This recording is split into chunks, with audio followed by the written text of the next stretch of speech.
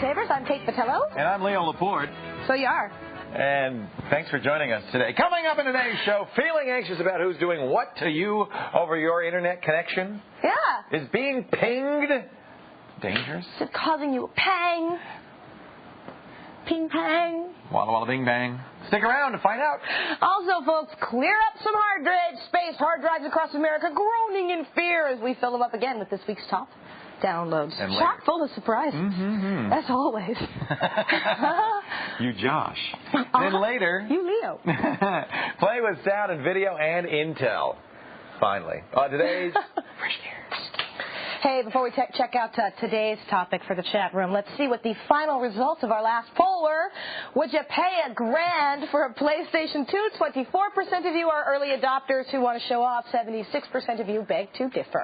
That's up quite a bit from when we left. That's left actually last pretty night. tremendous. Yeah. And I'm sorry, it would be fun if I were a big console enthusiast to show off my spanking new PlayStation 2 to all my friends. Hey, you got money to burn. Go for it. So let's do the chat topic. That's your Kathy Lee's got one. Hey, yeah. I bet Regis has one. That's your Cody's playing one. Yeah, Cody and what's her other kid's name? Starts with a C, I forget. Cody and Connor? Today in the chat room, do you want the web to call you back? Oh, now, we were all up in arms. Tell us, Leo. We talked yesterday about web-based smartphones, you know, these Sprint PCS phones. We showed you a bunch of them.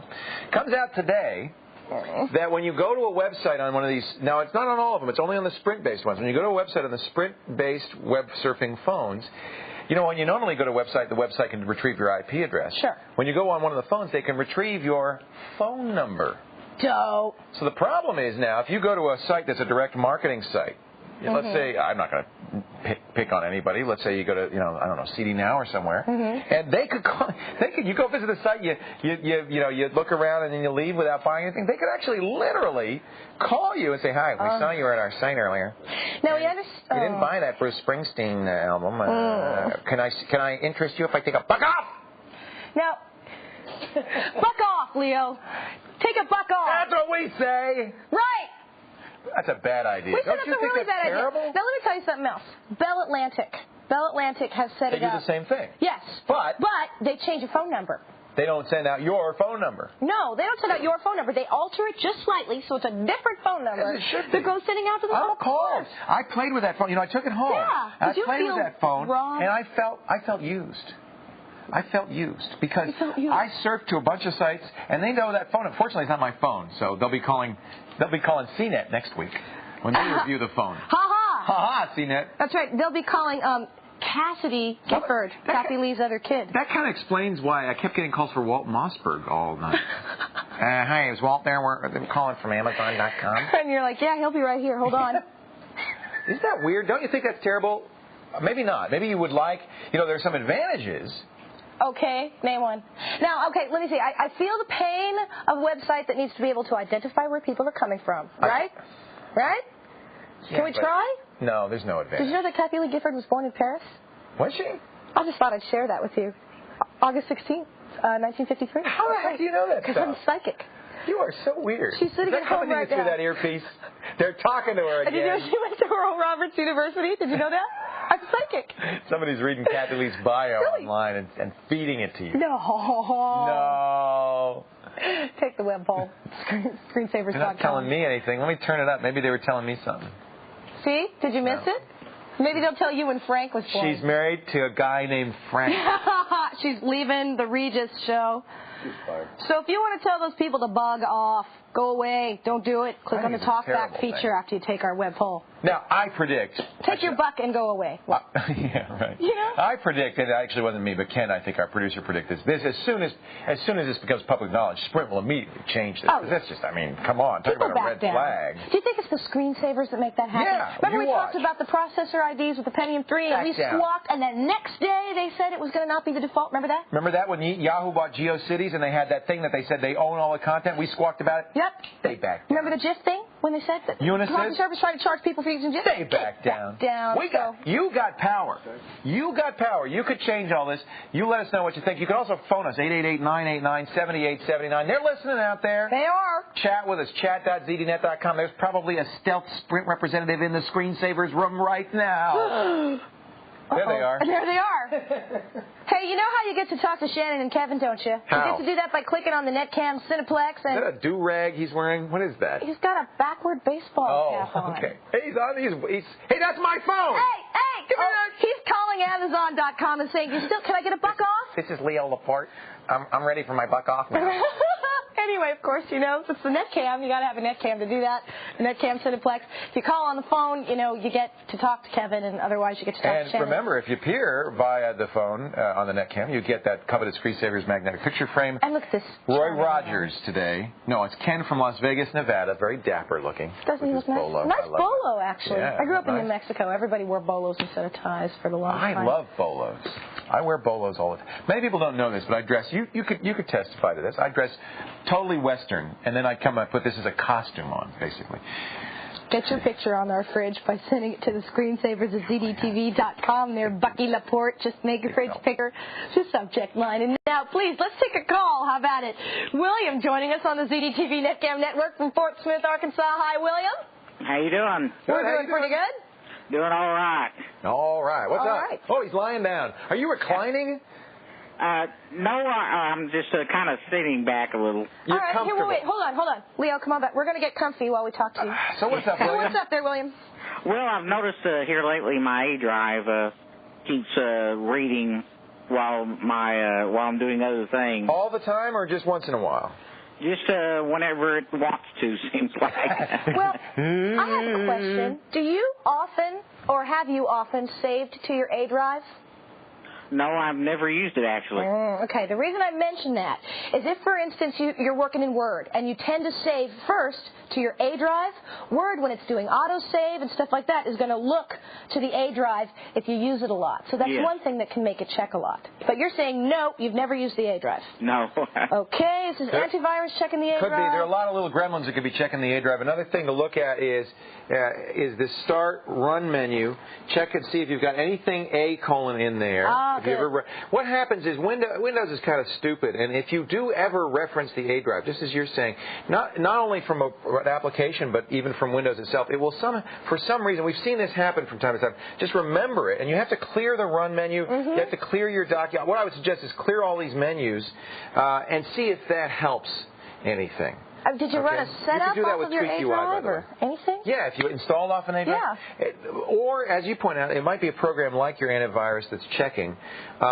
We get calls like this periodically, and it's just there's something going on. You've either used your A drive and you've confused Windows, or there's some program running that's looking for the A drive. But a little detective work, you'll be able to track that down. First thing I do is install Tweak UI and clear your Run and Documents commands, okay? Now, you're in Win98? Yes. Okay, so Win95 Tweak UI will work or not? No, you need to get the Windows 98 version, and that's available from WinMag, which is the Windows magazine at winmag.com. And you can even do this at Logon if you want to do this. This is the covering your tracks portion. You can clear all of this at Logon, or you can just press clear selected items now. So select the ones you want, and I would clear the whole darn thing. Okay. Yeah. Hoping that you find something in there. Now we just cleared those all, hoping that you find something in there that's addressing the A drive, because Windows is pretty brain dead about that. If you ever access the A drive, it'll keep trying to do it. It's probably not a hardware problem. I would look for a software culprit first. Okay. Yeah. All right. Hey, thank you. If you ever get time, stop by my website. What is your website, sir? AlwaysStartHere.com. All right, I think we can remember AlwaysStartHere.com. That's a good address. That's very cool, William. Yeah. Did you pay for that? Is that always start here? No, it's you type it one word. Wow. Oh, that was clever. You must have of you to registered buy that in the very earliest days of the Internet. Believe it or not, no. Really? I was surprised it was still available. Right. Wow. Well, always start here, one word? Yes. .com. .com. There it is. And there it is. Ta-da! Very cool. I'm the customer service for the Internet. Wow, that's a great idea. Good luck to you. Thanks. That's great. Excellent. As seen on ZDTV. We have the smartest viewers. My goodness. Well, I tell you, that's gutsy, though, taking on customer service for the entire Internet. That's a lot. That's a lot of people. Especially when there's IPv6. Oh. You know what? That's going to be even worse. Oh, man. You got refrigerators calling you. Toaster, what? I can't help you. I can't help you. If you're going to burn it, it's just going to burn. After the break, we're going to have programs you don't want to miss in this week's top downloads when the Screensavers continues. I don't want to talk to the show. Stop it! I can't.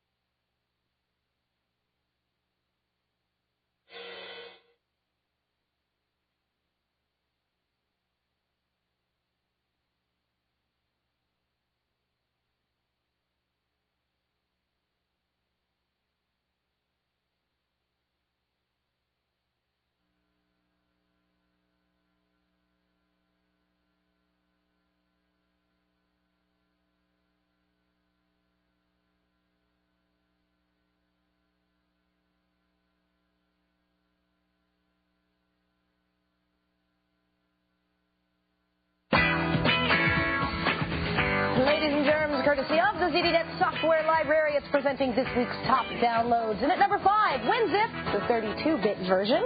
At the number 4 spot, Cheetah Chat. No, that Cheetah. In third place, customize your desktop with Tweak Revisited.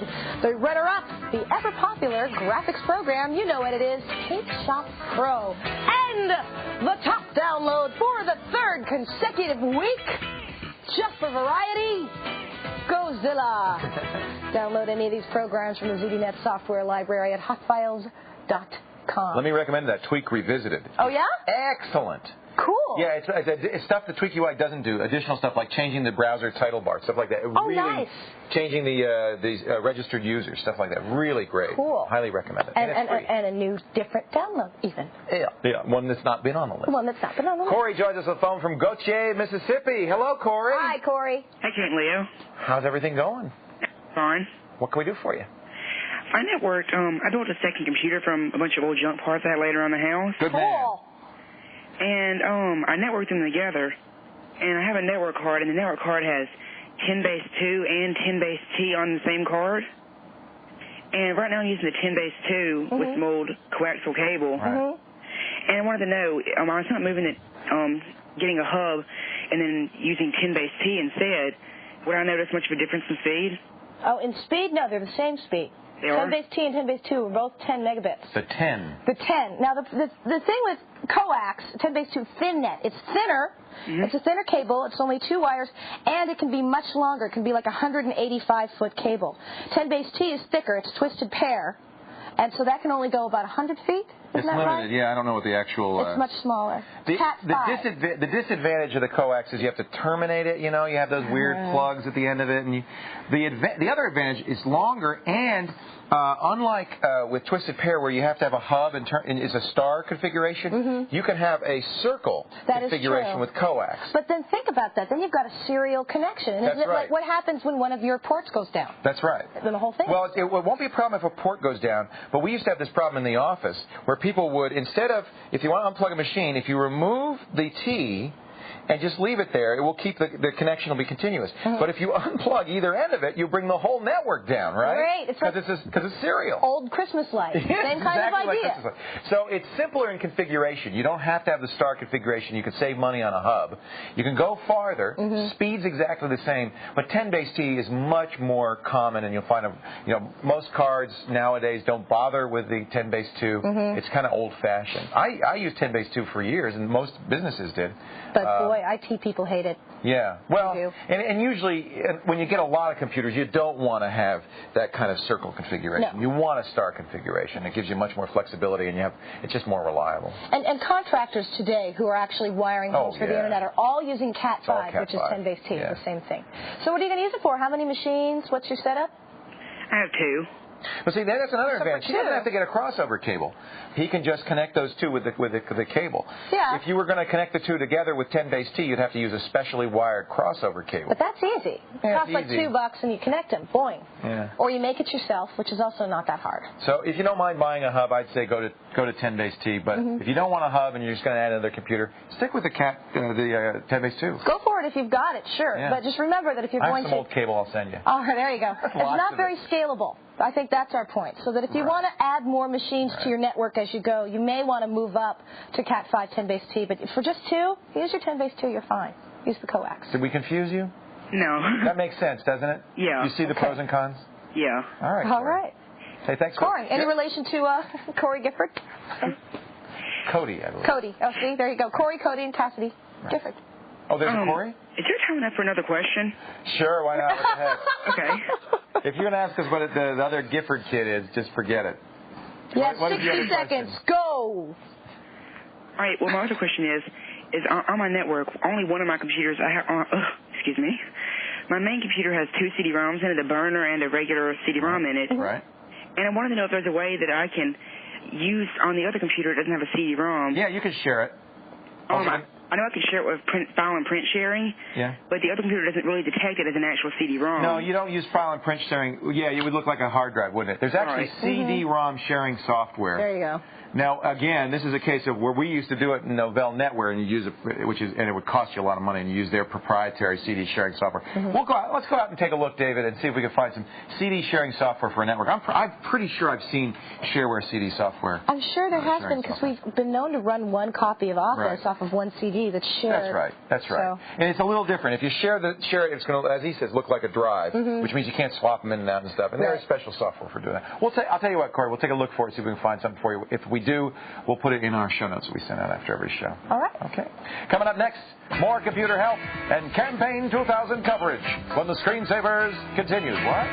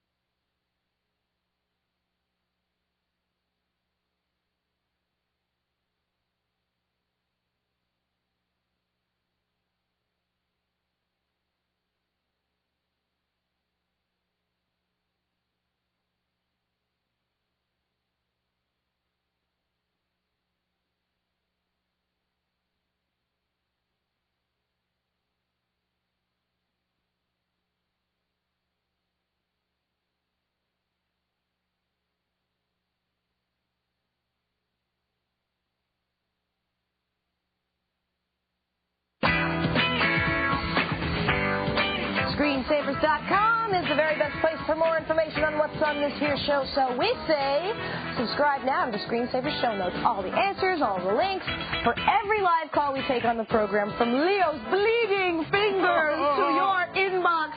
Subscribe 24/7 at thescreensavers.com. I'm sorry I gave y'all a bad visual there. I've got blisters on my fingers. Look. He works his fingers to the bone. Type it. I wish I could type as fast as you do.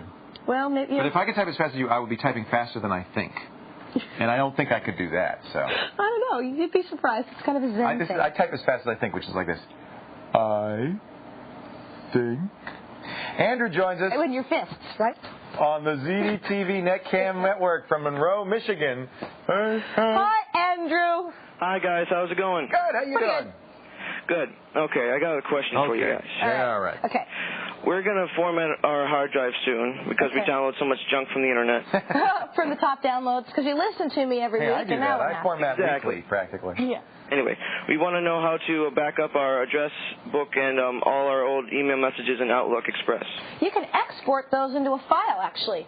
Do you want to launch? Well, you know Are what? you having a thought? Not in Outlook Express you can. In Outlook you can. Can you do it in Outlook Express? Yeah. Let's see. All right, you show me. Files from my Outlook Express at home. You know better than I because I only use Outlook. Okay, there's Outlook Express. Here's Outlook Express. Now, from what I seem There's an to export. recall, there should be an export command here. File export. There's your address book and your messages. You are so smart. Why, thank you. So you'd export these. The whole inbox can go. So that's the address book. Now let's see the messages here. Export messages. This will export messages from Outlook Express to Microsoft Outlook or Exchange. Now, of course, that's weird. I don't have that. You don't have that.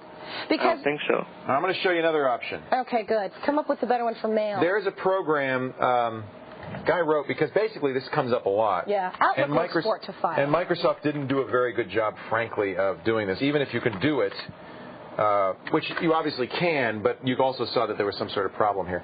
There is Outlook. Let me see if I can find it. Outlook. I'm in the ZDNet software library at www.hotfiles.com, and there's an Outlook Express backup program. If I can find the name of it. Backup. Well, there's one. There's one. That's not the one I was thinking though. of. There's an Express Assist. Is that it?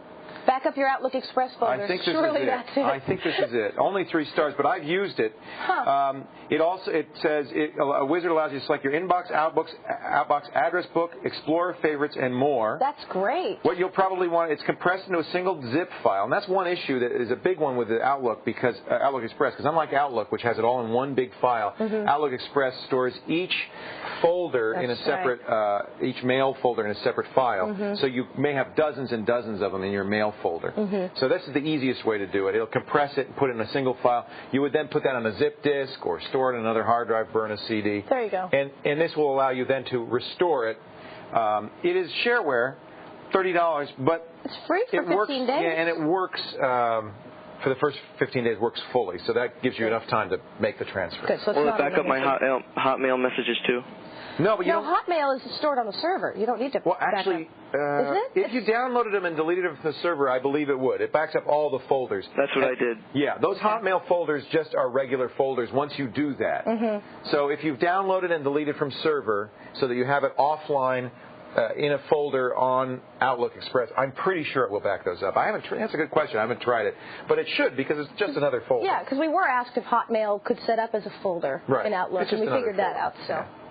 Okay, Andrew? Yep. One more thing. Yeah. Before I go, could you say happy birthday to my sister, Megan, who turns 20 today? Happy birthday, Megan. Out of the teens at last. Yeah. Enjoy. Where is Megan? Is she at home right now, or is she somewhere? She's out with her boyfriend right now. All right. So she's not even watching. She's partying. Exactly. That's good great. for Megan. Andrew, are you her little brother? Yeah. You're a good little brother to do that. How big an age difference?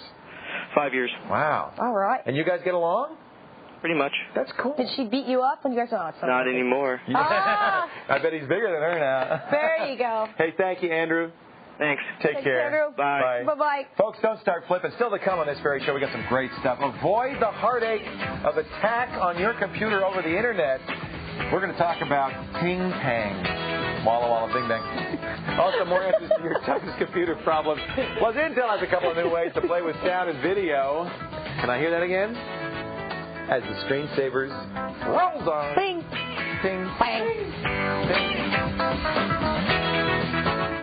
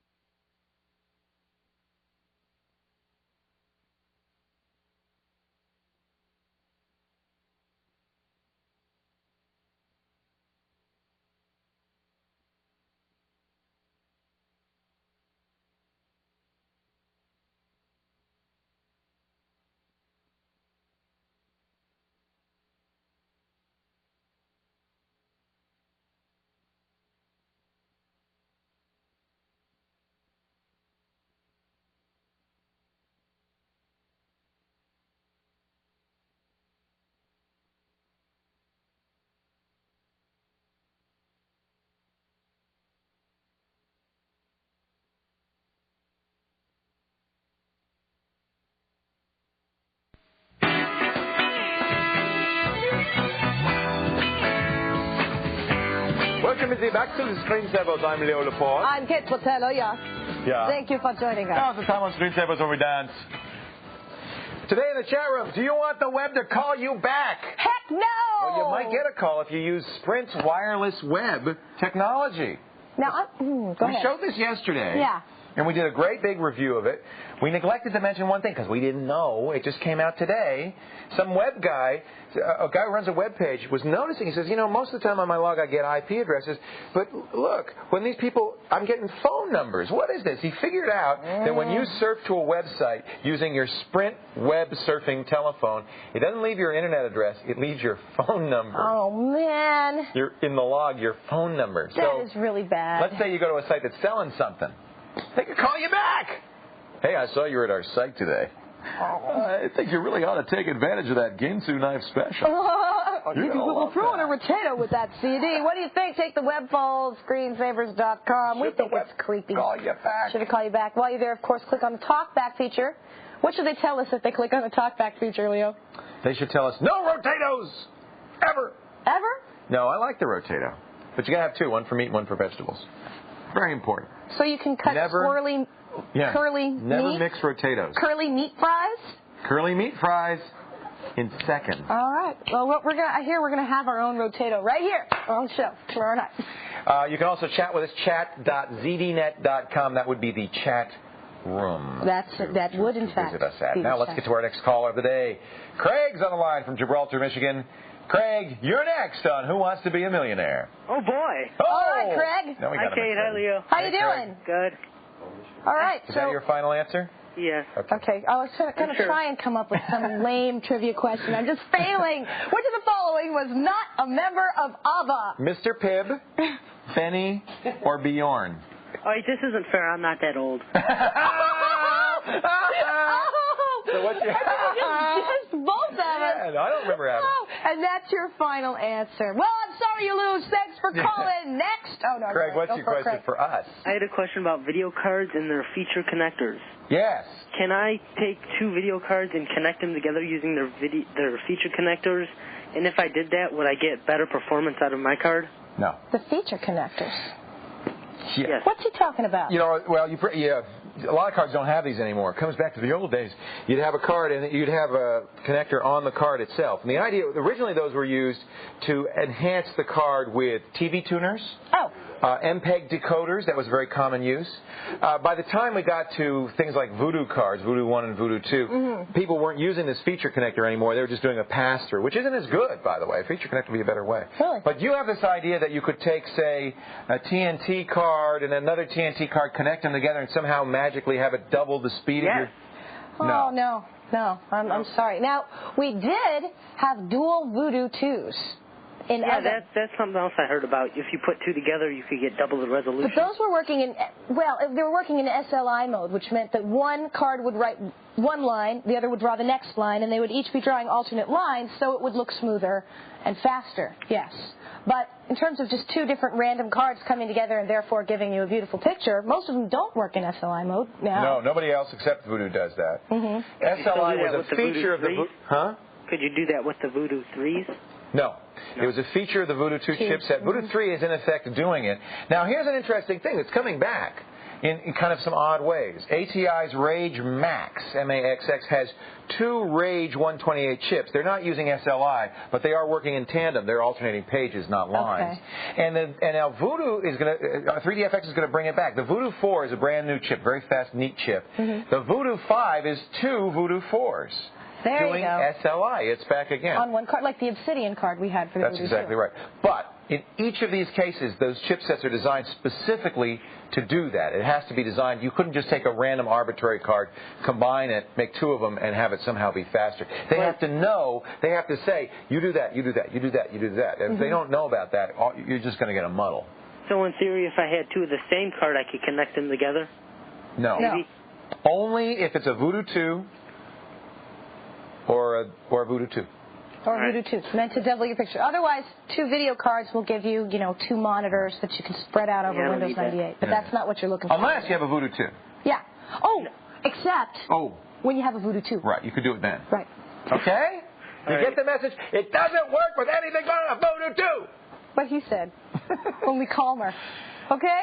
All right, thanks. All right, thanks for calling. Agnetha, Benny, Bjorn, or Mr. Pibb? You hate ABBA. You remember their names. What about Frida? You leave out Frida? I always leave out Frida. Poor Frida. She's just Frida and off I, after the breakup, singing to Fernando, alone in the dark. Next, Intel shows us a couple of new ways to play with sound and video. When the Screensavers continues, alone like Frida.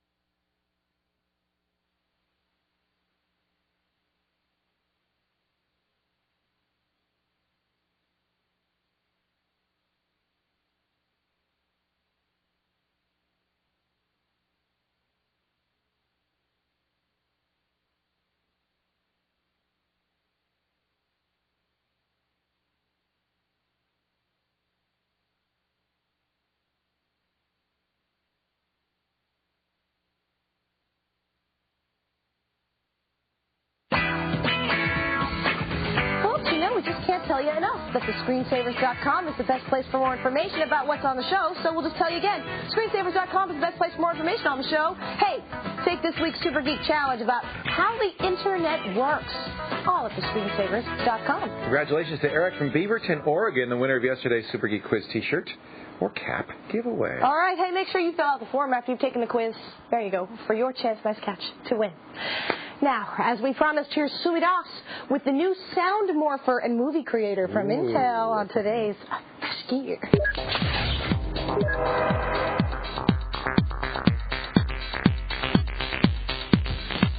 Thanks to some help from Intel, Mattel is making me wish I was a kid again. We got a peek at two of their upcoming high-tech toys.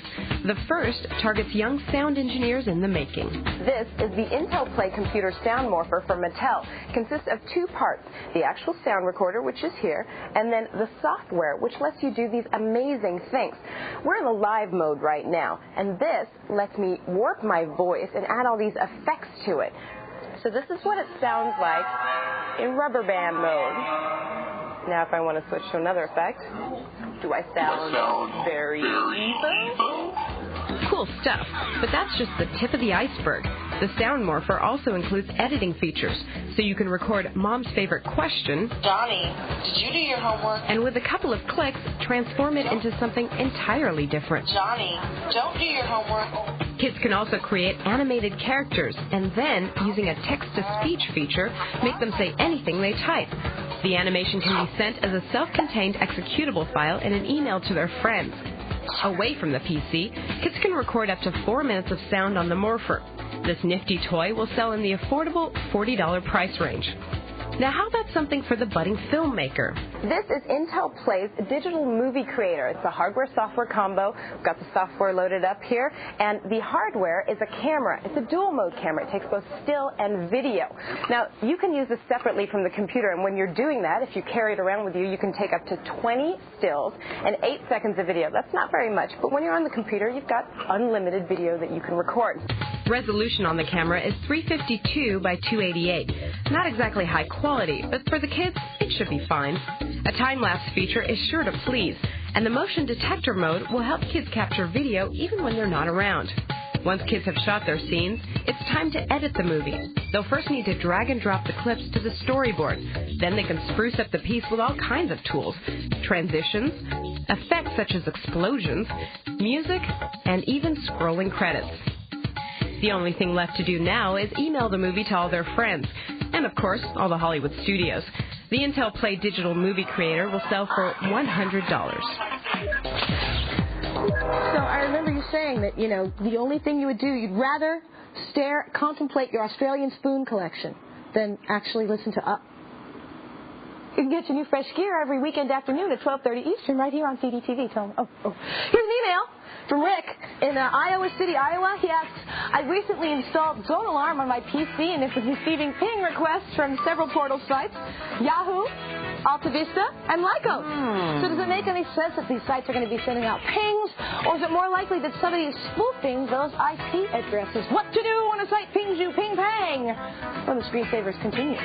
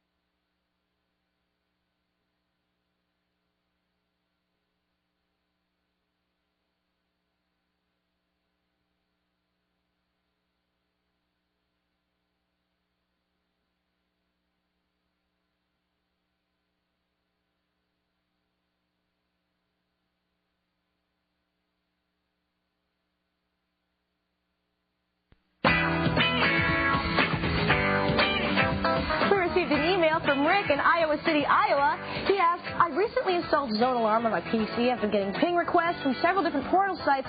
So does it make any sense that the sites are actually pinging me? Or is somebody spoofing the IP addresses? And this is just a terrific question, folks. Because as soon as we recommended Zone Alarm, we get this email all the time. And you know what? Happens at my house. At home. You get pings from Yahoo and I get pings and I get all kinds of interesting mystery messages. It's a very, I wish what we had here is the creator of Zone Alarm, because if we could ask him, he could probably tell us something. If Gregor Floyd could just magically appear in front of us? Gregor! Here you are! Ladies and gentlemen. Hello, welcome to the show, Gregor. And really, I want to say thank you for a wonderful program. We've been recommending it to everybody, and they love it. I love it. I use it all the time. Thank you very much. We're talking about Zone Alarm from Zone Labs. It's a free firewall program that really does a great job. Absolutely. So what about these pings? What about the pings? Yeah. Well, it's kind of funny. We've seen that coming from some commercial sites, also coming from DoubleClick, and they're you connected to them 5 minutes later from the same site or a different site but related. You get this ping back or you get a packet back, and we pop up. And the funny thing, it has stopped. It has stopped to a large extent. Since Zone Alarm has been out, we had like 750,000 downloads, and I think a lot of people started complaining about that. And what are you going to do on my computer? What are you sending me this stuff for? And at least DoubleClick doesn't send out these packets anymore. But we never figured out exactly why they're doing it and what the purpose is. If they're trying to track ads, if they're trying to figure out if you're still online, or what the whole purpose is. But we haven't seen much of that at all. And of course, they'll never admit it. But that's one of the beauties of having something like this is suddenly you know about this stuff. But it's also one of the downsides, because a lot of people who never had a firewall running all of a sudden are panicky because they're getting a lot of messages that they don't understand. I think it's true, and the whole thing is Zone Alarm is for peace of mind. It's not like to scare you. Nothing is bad is going to happen, and you know Zone Alarm is protecting you. And the main reason why we put up these alerts is to say it works. You can go to Steve Gibson's site, grc.com, and try it out, and you see it works. But aside from that, unless you have, for example, the same guy coming over and over back to you, you shouldn't be too worried about it. I mean, one thing that we have seen is you install Zone Alarm, and suddenly you see one address or very narrowly related addresses going back to you over and over and over again. What would that mean? What would that indicate? Chances are that somebody had access to your site before and you shut him out, and they're trying to come back and trying to figure out, well, what happened with the computer. Had a free run of the computer and see if the computer is still online. And that's something I would take seriously, maybe report to the ISP and try to figure out what has happened. Now, that's easier to find out if you have a log to actually... It's coming. It's coming. It's coming. Okay. Very good. We are in beta test with the next version, and the next version will have a full log and also has a way of turning off the alerts without losing what the alerts were. Okay, this works, by the way, in 95, 98, and using Windows 2000 works very well, very reliably in Windows 2000. Yep, certified for all Windows 35. Let me just show you real quickly what happens. What Zone Alarm does two things. It blocks incoming and lets you know that there's incoming traffic, but also, and this is unusual, most don't do this, it blocks outgoing as well and lets you, and asks you each time for permission. That's correct. Why do you do that? Let me show people what happens. I'm going to start up an FTP client and try to FTP out here, and I will get an alert from Zone Alarm. It says, do you want this program, FTP Explorer, to access the local network? I can say yes or no, and I can even say, remember the answer each time I use this program so it'll never ask me again. Why do you do that? Well, the main reason is if you have programs on your machine that you don't know that are calling home, or if you have Trojan horses that try to steal your data, try to steal your Quicken files, it is important to know which applications are accessing the Internet. For example, last week, a lot of people asked us, what is this Pretty Park thing that's trying to access the Internet? Because there was a new version of the Pretty Park Trojan horse, and the virus checkers weren't up to date yet. It takes a while for the virus checkers to get up to date, and Zone Alarm users weren't in danger, and they never lost any data, or the data never got stolen. So why is that? What happened with Pretty Park? It's a new program that suddenly shows up that you've never seen before and says, this program wants to access the Internet, wants to send out an email, or wants to that. And it stopped it. Okay, now, go ahead. Oh, no, please, continue it. And one of the other problems with Trojan horses is that the source code is available on the Internet. For example, back office, you can download the source code, you can manipulate the source code a little bit and create your own little custom Trojan horse. And that, of course, no virus checker knows about it. Right. Having said all of this, we recommend that you have an updated version of your virus checker. It's just part of a balanced breakfast. Now, that hacker who's been trying to contact me over and over again, who used to have access to my machine, what is he or she seeing now? When they're nothing at all? The machine is dead. The machine doesn't exist as far as the hacker is concerned. So you go into full stealth mode. Exactly. We go into full stealth mode, and what normally happens, a hacker tries to scan 1 million machines and then narrows it down to the 100,000 machines where there's a chance. And what happens with Windows is, even if Windows is secure, it always sends back a packet saying, well, I'm not listening here. But of course, sending back something tells the guy on the other side, we know there's a computer. We know the computer's running Windows. Now let's probe a little bit further. You run Zone Alarm. The whole machine is stealth. It's if you don't have a machine at that address, and you basically not in this list of 100,000 machines that actually get further scrutiny. So they narrow that down, and then they go for more and see what they can Absolutely. get to. Why are you giving this away? This is a pretty darn good program. You could make some money on this. Well, we figured it's basic security. People really shouldn't have to pay for that, and we're probably going to make some money with upsells, and we're doing a lot of things for larger corporation companies. And if you use it in a commercial environment, you have to pay us $20 a year license fee. So you're getting license fees from corporate? Yes, absolutely. Oh, good. Yeah, if I'm running a corporation, it's one thing to have your corporate firewall. This is just one more step. Well, we figured this is the one product that Microsoft can't underbid us. Free is a pretty good price. That's excellent. Greg, we just want to thank you for writing an excellent program. I've talked for a long time with Steve Gibson. You opened your source code to Steve Gibson, which I think was a really great move. That's an independent third party. Doesn't work for you. You have no financial relationship. We trust Steve, and he told us he trusts you. He thinks this is a great program. It does exactly what it should. I'm glad you two are working together to make it better. He is a great guy. He's been helping us tremendously making the product better. And I also want to thank you for promoting the product. Well, we believe in it, and it's a great thing to be able to say, folks, go out and get this. Now you got to write a Mac version, okay? We're working on it. Good. All right. All right. See? You heard it here first. There you Thank go. you, Gregor. Thank you very much. He's written a wonderful article for us, by the way. It's at thescreensavers.com. What to do if you get that ping message, what it means, how Zone Alarm works, and, of course, a link to zonealarm.com so you can download your own copy. If you don't have it already, folks, I highly recommend you get it. As with any product like this, it works at a very low level. Sometimes you'll have problems because it is hooked into the lowest part of your operating system. Yeah. But if it works for you, and it works great for me without any problem, do you have any problems with it? Nope, not at all. Doesn't You really break have anything. that security, and you didn't pay anything for it, so. Right. Oh, actually, it can argue with your Norton mail antivirus checking. Okay. It can. It can close down the POP proxy, but generally you're supposed to just allow it to be a server, although it does not always work. Okay, so there are little issues, and they're working on it, and they're improving it all the time. Hey, let's take another call real quick. Okay, let's do it. Toby's on the line from Roseville, South Carolina. Hello, Toby. Hiya, Toby. Turn your Turn your TV down. Oh, that's an interesting effect, isn't it? Hold on a second. Echo. Hello? Okay, I'm here. Hi, Toby. Ping. Hey, I'm Now here. he's got to turn down. Oh, there you go. Can you hear me? We're hearing you, Greg. go What can we for do it. for you, Toby? We're just playing with you. Okay, KB3s. I want to know what's the best video card for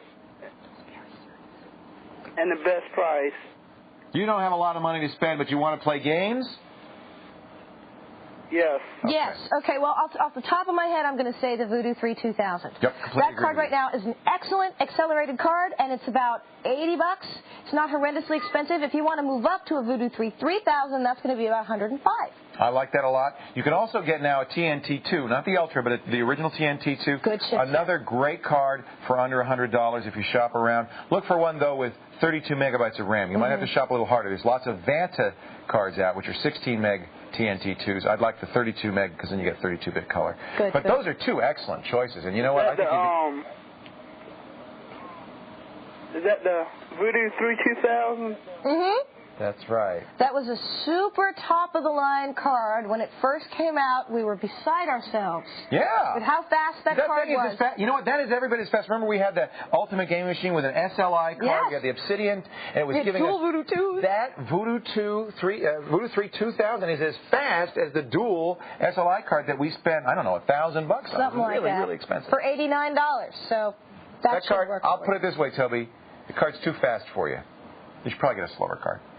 You got V-mail. You got a net cam. We need your V-mail. It's so fast. Let's get together on this, folks. Come on. Your scripts are waiting for you at thescreensavers.com. You know, you just record the video, email, you send it to us. How hard is this? Come on. Step-by-step instructions. You know, it's all there with a diagram, and click on Interact, okay? They'll be on your way. Just like Lane from Lugby, Maryland. Take it, Lane. This is Lane from Leslie, Maryland. Don't touch that dial. The screensavers will be right back.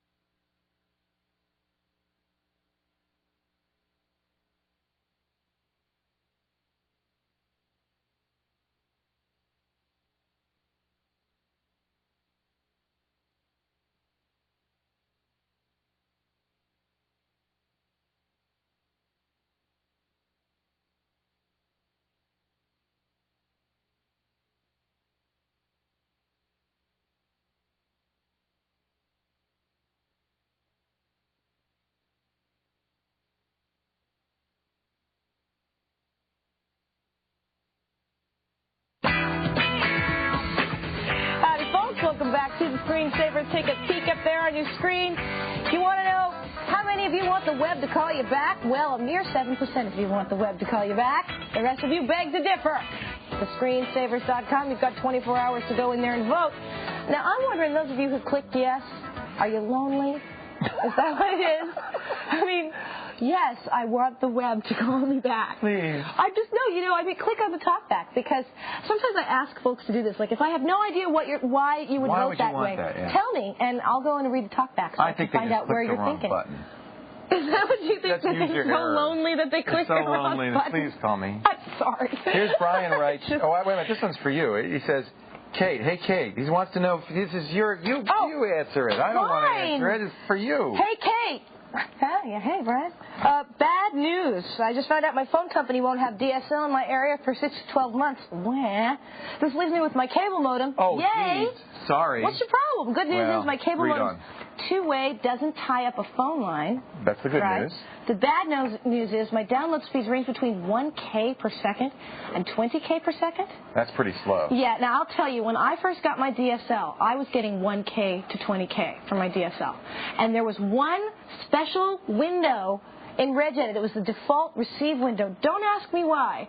I changed the setting in that, and it made a tremendously huge difference. I don't know what that exact setting is for a cable modem, so I cannot promise you. Well, I'll tell you what I'll do. I'll make it easy for you. I'm going to put in the show notes a link. It's a long link, and I don't remember off the top of my head. Cable modem tweak page? It's a cable modem tweak page. Okay. It has simple downloadable registry patches that will tweak the speed of your cable modem. Now, it may be that your cable service provider isn't giving you anything faster than that. But 1K? 1K is too slow. 20K it might be.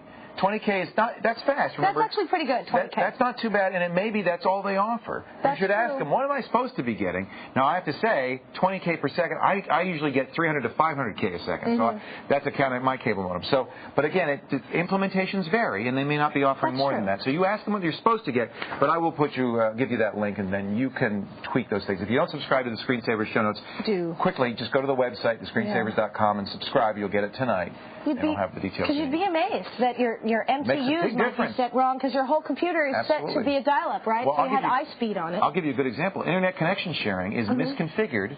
The MTU size is wrong in ICS. Is it really? So if you're using ICS on DSL or cable modem, you're going to get dial-up speed. You're going to get poor speed. So what you want to do if you're using ICS on a slower system, I just found this out, is you want to make those same tweaks on all of the systems on ICS. Oh, well, that's fair. I'll tell you what, there's another page for that. I'll put a link in for that, too. Okay. You see, just one little setting can just blow the whole thing. Isn't it? And they wonder why the screensavers exist. Right. Job security, man. All those little registry settings. Job security. Never have to worry.